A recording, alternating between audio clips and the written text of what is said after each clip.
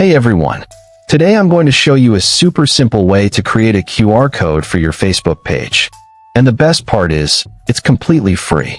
Before we jump into it, please hit the like button and subscribe. And definitely check the description for some helpful tools I've added for you.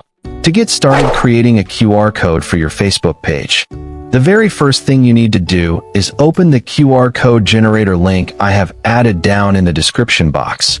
Now that you're on the tool, you'll see a field called Facebook URL. Just paste your Facebook page link into this box. Scroll down to the Customize Design section. Here you can add custom text below the QR code, like follow us on Facebook. You can also choose your preferred QR color to match your brand style, and set a background color to make it look more clean or eye-catching. If you want to make it more professional, you can click Choose Image under Add Logo.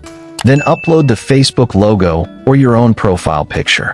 Once everything looks good, click on the Generate Facebook QR button. A live preview of your QR code will instantly appear on the screen. Now you can select your preferred download format and choose your desired size.